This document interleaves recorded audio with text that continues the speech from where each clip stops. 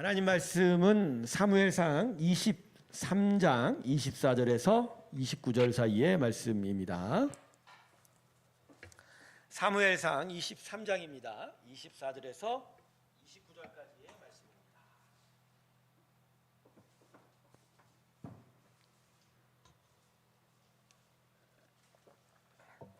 사무엘상 23장 24절에서 29절 말씀. 자, 찾으셨으면 저와 여러분이 우리 한 절씩 나눠서 읽을까요? 제가 먼저 읽겠습니다. 그들이 일어나 사울보다 먼저 시브로 가니라. 다윗과 그의 사람들이 광야 남쪽 마온 광야 아라바에 있더니 그의 사람들이 찾으러 온 것을 어떤 사람이 다윗에게 아뢰매. 이에 다윗이 바위로 내려가 마온 항무지에 있더니 사울이 듣고 마온 항무지로 다윗을 따라가서는 사울이 산 이쪽으로 가며 다윗과 그의 사람들은 산 저쪽으로 가며 다윗이 사울을 두려워하여 급히 피하려 했으니 이는 사울과 그의 사람들이 다윗과 그의 사람들을 애워싸고 잡으려 함이었더라. 전령이 사울에게 와서 이르되 급히 오소서, 블레셋 사람들이 땅을 침노하나이다. 이에 사울이 다윗 뒤쪽 길을 그치고 돌아와 블레셋 사람들을 치러 갔으므로 그곳을 셀라하마 느곳이라 칭하니라. 같이 읽습니다. 다윗이 거기서 올라가서 엔게디 요새에 머무느니라. 아멘. 자, 오늘 본문의 내용을 좀 간략하게 정리해 보겠습니다. 사울 왕의 질투와 시기로 다윗이 예루살렘을 떠나 광야로 도망칠 수밖에 없었습니다. 그래서 이때부터 12년간의 광야 유랑 생활이 이 다윗의 삶에 있게 되는데, 끊임없이 계속 추적해오는 이 다윗 왕의 이 추격으로 말미암아 다윗이 계속적으로 절체절명의 위기를 맞게 됩니다. 한때는 다윗을 쫓던 추격대와의 거리가 불과 한 1km에서 2km 정도로 매우 가깝게 좁혀졌던 것 같아요. 오늘 본문을 보면 25절에서 26절을 보면 급하게 사울 왕이 쫓아오면 또 급하게 다윗이 피해가는 모습들이 이렇게 기록이 되어 있습니다. 근데 때마침 이 위기를 어떻게 모면하게 되죠? 블레셋이 이스라엘을 침공했다는 소식이 사울에게 전해지게 되고, 사울은 블레셋의 공격을 또 막아낼 수밖에 없었기 때문에 군대를 데리고 다윗 쫓던 것을 포기하게 되죠. 그래서 사울 왕의 군대가 물러가면서 다윗은 절체절명의 위기를 모면하게 되었다. 이게 오늘 본문의 내용입니다. 이때 다윗과 그를 따르는 자들이 이 위기를 모면한 것을 기억하면서 사울 왕이 자신들 쫓던 것을 포기하고 되돌아간 그 지명에 어떠한 그걸 기억해서 지명의 이름을 새롭게 붙였어요. 그래서 그 이름을 28절에서 뭐라고 붙였다고 하죠?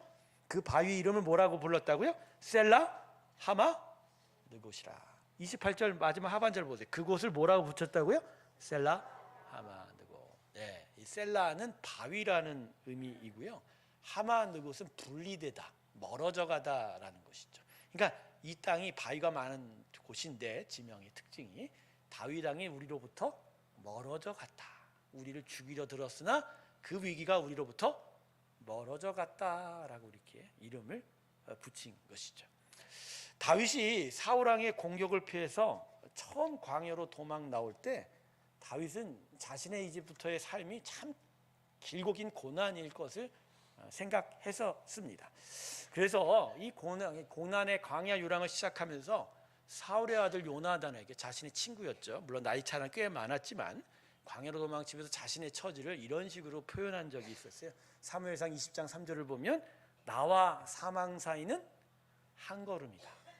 한 걸음이다. 어느 정도라고요? 한 걸음. 바로 옆에 내 죽음이 나를 따라오고 있다라고 이렇게 생각해요. 그러니까 자신이 지금 피한 광야의 고난은 죽음이 언제나 자신을 도사리고 있는 그런 절체절명의 위기가 가득한 삶이었다라는 거죠. 하지만 여러분, 이 고난의 광야로 도망친 다윗을 향한 하나님의 섭리는 비록 죽음이 그의 곁에 항상 있는 것 같지만, 그러나 하나님을 온전하게 보호하셨습니다. 다윗을 온전하게 보호하셨습니다. 할렐루야. 그래서 그의 광야 가운데 하나님이 함께 하신 그 섭리를 바로 오늘 이 지명이 설명해 주고 있는 거예요. 나와 사망 사이는 한 거리지만 하나님은 그러나 여기서 나와 죽음 사이를 벌려놓으셨다. 멀어지게 했다. 그렇게 나를 보호하시고 나를 지켜주시고 나를 온전케 해주셨다. 이게 바로 오늘 본문에 나온 지명 셀라 하마느곳이라는 이름의 의미인 거죠. 그래서요, 다윗은요, 거친 광야 속에 들어가 고난을 체험하고 경험했지만 오히려 그 안에서 값진 것을 경험하게 됩니다. 그건 바로 자신을 요새와 같이 지켜주시는 하나님의 은혜였다라는 거죠. 하나님의 그 지켜주심의 은혜, 인도하심의 은혜를 바로 이 광야 가운데서 경험하게 돼요. 그래서 다윗이 이 광야의 경험을 기억하면서 수많은 찬송시를 부를 때 그 찬송시에 나와 있는 하나님을 묘사하는 단어들이 대부분 자기를 지켜준 하나님의 이 은혜를 노래하고 있어요. 뭐라고 얘기하죠? 하나님은 나의 요새십니다. 하나님은 나의 산성이십니다. 하나님은 나의 도움이십니다. 하나님은 나의 소망이십니다. 하나님은 나의 피난처 되십니다. 비록 거친 광야 속에 너무나 고단한 인생을 살았지만 그러나 그것을 넘어서는 정말 하나님의 크신 위로, 바로 나와 함께 하시고 나를 지켜주시는 그 은혜를 경험한 것, 바로 오늘 본문이 이것을 우리에게 이야기하고 있습니다. 사랑하는 성도 여러분, 우리가 이 땅에서 하나님의 사람으로 살아가는 우리의 믿음의 삶은 사실 그 자체로 광야와 같습니다. 즉 거칠다라는 거죠. 제가 한번 여러분에게 그런 이야기 드렸죠. 예수님을 믿어주면 당장 천국이 임했으면 좋겠는데 예수님 믿은 후에 더 힘들어지는 것 같다. 그죠? 하나님이 나를 당신의 자녀 삼았으면 완전한 천상의 천국으로 지금 데려가시면 좋은데 왜 우리를 이 땅에 이 거친 삶 속에 내버려 두느냐라는 거죠. 여러분 기억하세요. 우리가 이 지구 땅에 살아가는 이 시간 속에서는요, 완전한 하나님의 축복은 없습니다. 아니, 하나님의 축복은 완전하나 그 축복이 이 땅의 수많은 죄악들로 인해서 우리에게 완전한 천국의 삶을 줄 수가 없는 거예요. 오히려 내가 예수를 믿었기 때문에 더더욱 버겁고 힘겨운 삶이 우리 앞에 펼쳐질지도 모른다라는 거죠. 자, 그러면 왜 하나님께서는 우리에게 이 광야로 우리를 인도하시냐? 믿는 다음에 바로 천국으로 우리를 인도하면 되는데 말이에요. 그건 바로 광야에서 다윗이 얻었던 그 축복을 우리가 얻어야 하기 때문인 거죠. 여러분, 천상의 천국 가면 우리는 뭐하고 산다 그러죠? 성경 말씀 읽어보면 아시잖아요. 천상의 천국 가면 우리가 뭐하고 살아요? 예? 밥 먹고 산다고요? 사두개인들이 그러니까 새벽 예배 때 제가 말씀드렸지만 우리가 천국에 가면 여전히 이 땅에 똑같이 장가가고 결혼가고 잔치하고 그렇게 사는 줄 아는데 절대 그렇지 않죠. 우리가 천국 가면 하나님의 은혜가 완벽하기에, 그 은혜 안에 서 있는 우리도 완전하기에 우리의 삶의 모든 것들은 하나님을 찬양하는 겁니다. 할렐루야. 하나님을 예배하는 겁니다. 근데 여러분, 그 내 영혼이 하나님을 예배하고 하나님을 온전하게 찬양하기 위해선 내 안에 무엇이 자리 잡아야 돼요? 하나님에 대한 온전함이 자리 잡아야 돼요. 하나님이 정말 사랑하고 하나님을 정말 높이고 하나님께 대한 온전함을 내가 경험해야 돼요. 사람들이 착각하는 게 있어요. 그냥 육체가 죽고 바로 천국 가면 그냥 내 영혼이 그냥 그 즉시 무언가 거룩하게 변하는 줄 알아요. 여러분, 그렇지 않아요. 여러분, 그렇지 않아요. 그렇게 되면 하나님이 이 땅에서 우리를 다듬으실 필요가 없어요. 우리는 천국의 백성으로 계속 다듬어져 가면서 천상을 향해 나가는 거예요. 할렐루야. 그냥 나가는 게 아니에요. 그냥 천국을 가는 게 아니에요. 천국은 땅이 아니에요. 천국은 장소를 얘기하는 게 아니라 천국은 하나님의 통치를 이야기하고 그분의 온전한 다스림 안에 우리가 완전하게 서 있는 걸 이야기하는 거예요. 그러니 바로 우리의 심령, 우리의 영혼이 하나님이 원하시는 영혼으로 다듬어지고 그 영혼으로 서가는 일들이 구원인 거예요. 물론 이 육체를 입고 있기 때문에 여전히 불완전하고, 그래서 육체를 땅으로 보낸 그 죽음 이후에는 더더욱 온전함이 우리 가운데 있을 수 있는 일들이 있겠지만, 그럼에도 불구하고 우리에게 정말 필요한 건 하나님을 온전히 신뢰해 나아가는 일들이 필요한 거예요. 그래서 더더욱 하나님이 이 땅에 우리를 당신의 나라를 세워가는 사명자와 복음을 전하는 전도자로의 사명으로 세우실 때 우리에게 요청하는 건 바로 하나님의 신뢰, 하나님의 은혜와 사랑에 대한 신뢰의 경험과 축적이라. 그래서 그걸 통해서 내 영혼이 계속 다듬어져 가고 하나님을 신뢰해가는 일이 필요하게 되는 거예요. 그래서 여러분, 이 땅을 살아가는 하나님의 자녀들에게는요, 잠깐의 성공이나 실패가 중요하지 않습니다. 우리에게 성공과 필요가 정말 원할 때가 참 많죠, 성공을. 그러나 이 땅의 하나님의 자녀에게 무엇보다 중요한 건 성공도 아니고요, 내가 잘나고 하는 게 아니에요. 하나님을 무엇보다 의지하는 삶입니다. 그래서 그 하나님이 나를 향한 그 믿음을 주시고 그 믿음 안에 우리가 있어서 그 안에서 하나님의 선하심과 아름다움이 이루어져 갈 때 바로 온전한 하나님의 구원의 일들이 우리 가운데 나타나게 되는 거예요. 그래서 하나님께서는요, 때로는 잠깐의 성공과 잠깐의 넘어지는 시간조차 우리에게 허용하십니다. 잠깐의 성공과 잠깐의 넘어지는 시간조차 허용하세요. 왜요? 이유가 뭐죠? 성공과 우리가 드러나는 정말 우뚝 서가는 것이 중요한 게 아니라 우리가 이 영혼이 다듬어지고 온전해지고 하나님의 선하심을 바라보는 자로 서지는 게 하나님의 목적이기 때문에. 그래서 여러분, 하나님 우리에게 광야를 주신 거예요. 광야, 거칠지만 그 안에서 하나님을 더 의지할 수 있는 일들이 우리 가운데 있어야 되는 거죠. 성공하였을 때는 겸손을 배우게 하시고 넘어졌을 때는 도우시는 하나님을 기대할 수 있게 합니다. 성공과 실패에 눈을 기울인 자가 아니라 인생의 부침 속에서 살아계신 하나님을 향하여 내 영혼의 눈이 들 수 있는 것들을 바라보게 되는 거다. 예수 믿는 사람들이 계속하여 어려움을 겪고 힘들어할 때마다 걸려 넘어지는 올무가 바로 이 부분이에요. 나는 성공해야 되는데, 나는 실패해야 되지 않아, 나는 넘어지면 안 되는데. 안 그래요 여러분? 그런 사람일수록 더더욱 넘어지게 하세요. 왜 넘어지게 하실까요? 나는 넘어지지 않으리라 하는 마음에 하나님이 필요 없어, 난 내가 일어설 수 있어라는 교만이 있기 때문이죠. 하나님은요, 잘난 사람을 원하는 게 아니라 하나님을 의지하는 사람을 원합니다. 할렐루야. 하나님은 정말 뛰어난 사람을 원하는 게 아니라 하나님을 믿는 사람을 원하는 거예요. 하나님은 정말 높은 성공의 근다탑을 쌓는 사람을 원하는 게 아니라 실패해도 언제나 하나님으로 일어서는 자를 원합니다. 할렐루야.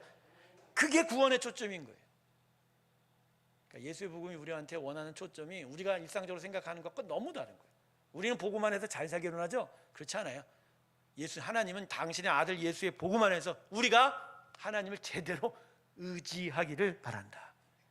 광야에 왜 다윗을 12년 동안이나 유랑하게 하고 고난의 경험을 세웠을까?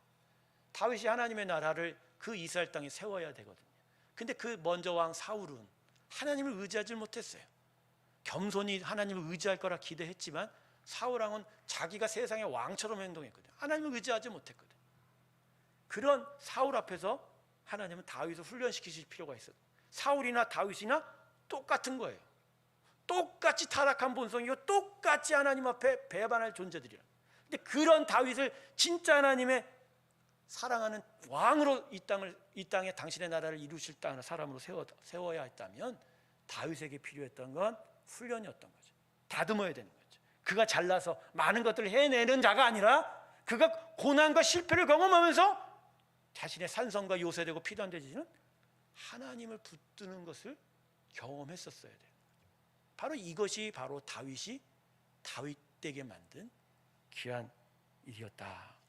그럼 성도 여러분, 우리는 우리 인생을 바라보는 우리의 생각과 시선에 수정이 필요합니다. 우리는 우리의 인생의 성공을 바라죠. 그리고 실패를 두려워하죠. 하지만 하나님께서는 우리 인생에 하나님을 향한 믿음을 바라십니다. 하나님을 신뢰하기를 바라세요. 그걸 위해서 우리에게 주셨던 성공도 뺏어가실 것이고 잠시나마 허락했던 실패 속에서도 우리를 다시 솟구쳐 올라가게 하실 거예요. 성공과 실패라는 건 하나님에겐 우리를 믿음의 사람으로 세울 단순한 토양밖에 되지 않는다는 거예요. 중요한 건 우리가 하나님의 사람으로 서가느냐는 거예요. 그래서 여러분, 인생의 주제를 바꾸셔야 돼요. 우리는 성공이냐 실패냐가 우리 인생의 주제가 아니에요. 우리의 인생의 주제는 뭐죠? 믿음으로 사느냐 죽느냐. 할렐루야. 그게 우리의. 그래서 하박국 선지자가 이렇게 얘기했죠. 의인은 뭐로 말미암아 산다고요? 오직 이것을 신약 성경에 몇 번 반복합니까? 2번이나. 이게 우리 삶의 주제인 거예요. 저는 새롭게 성도들이 이것을 빨리 깨달았기를 바랍니다. 이것으로 여러분의 인생 주제를 바꿔갔으면 좋겠어요. 그래서 진짜 하나님을 의지하는 자로서 정말 형통한 삶을 살기를 바랍니다. 형통하다는 건 제가 뭐라고 그랬죠? 요셉의 이야기를 하면서 하나님이 함께 하셔서 그분으로 말미암아 자신의 삶을 살아가는 것을 형통이라고 얘기해요. 우리가 얘기하는 형통은 실패 없고 두려움 없고, 그죠? 멸망 없고 모든 일이 잘 되는 거 말하죠. 그렇지 않아요. 요셉처럼 감옥에도 갇히고 죽을 뻔한 위기도 겪지만 그럼에도 불구하고 하나님 함께 하셔서 하나님을 의지했더니 결국은 하나님의 은혜로 말미암아 온전해졌더라. 승리하게 됐더라. 할렐루야. 그게 우리의 삶이에요. 그래서요, 예수 믿는 사람들은요 절대로 일이 위하지 않아요. 실패가 왔다고 해서 두려워하거나, 실패가 왔다고 해서 창피하거나, 실패를 맞이했다고 해서 기쁨으로 들어가지 않습니다. 왜? 이 실패 속에 하나님은 나를 다시 세울 거니까. 오히려 담대해져요. 실패할 때마다. 아, 내가 더 배우겠구나, 내가 무언가 더 얻겠구나. 오히려 성공할 때 더 조심해요. 성공할 때, 아, 성공했다고 내가 믿음으로 승리했다고 자랑하지 않아요. 네, 조만간 그 성공 속에 또 교만이 나타날 것을 하나님 경계하셔서 우리에게 겸손을 배우는 시간을 주시니 오히려 기뻐하기보다 더더욱 조심합니다. 그리고 이것은 오직 하나님이 주셨음을 감사하는 것들로 자신의 마음의 생각과 관심을 바꿔가는 일들이 나타나게 되는 거죠. 여러분, 우리는 진짜 하나님이 우리를 이끌어가는 인생을 배워야 합니다. 그분이 어떻게 우리를 다스리고 어떤 식으로 끌고 가는지를 배워야 해요. 무엇보다 바벨탑을 세우시는, 쌓고자 하는 사람의 교만을 물리쳤던 하나님을 우린 기억하면서 우리 인생에 쌓아야 될 것은 내 업적이 아니라 하나님을 향한 믿음이다. 할렐루야. 이 믿음이 우리 가운데 계속 자라나기를 주님의 이름으로 축원합니다. 여러분, 우리의 이 광야 삶 속에서 마음 한구석에 확신해야 될 것이 있어요. 비록 이 땅이 광야임에도 하나님은 언제나 셀라 하마 느곳으로 함께 하실 것이라. 내 눈에 아무리 죽음이 내 옆에 가까이 왔는다 하더라도 그분은 나를 지키시고 나를 요새처럼 지켜주실 것이기에 나와의 죽음의 거리는 정말 멀어져 갈 것이고 오히려 완전한 영원한 생명이 우리 가운데 있게 될 것임을 기억하십시오. 그래서 오히려 이 광야는 세상의 그 어떤 거리보다도 절대적으로 안전합니다. 저 바깥의 거리가 우리에게 풍성함을 주고 우리에게 화려함을 주고 우리에게 번성함을 줄 것 같지만 거기에 진짜 내 코앞에 죽음이 다가올 거예요.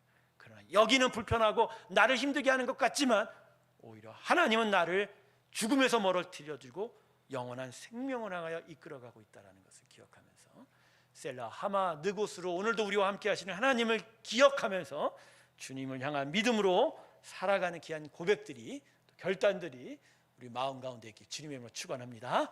오늘 이 시간 여러분과 함께 기도하기 바랍니다. 우리의 삶을 보는 우리 자신의 생각을 바꾸어 달라고 하나님께 기도합시다. 우리는 성공을 바랍니다. 그리고 실패를 두려워합니다. 하지만 하나님은 성공과 실패 속에서 우리가 하나님을 더욱더 의지할 수 있는 믿음의 사람으로 서기를 바랍니다. 그러기에 우리는 오늘 이 시간 우리의 삶에 생각들이 잘못됐음을 주님께 고백해야 될 겁니다. 하나님, 내가 성공을 바랬나 봅니다.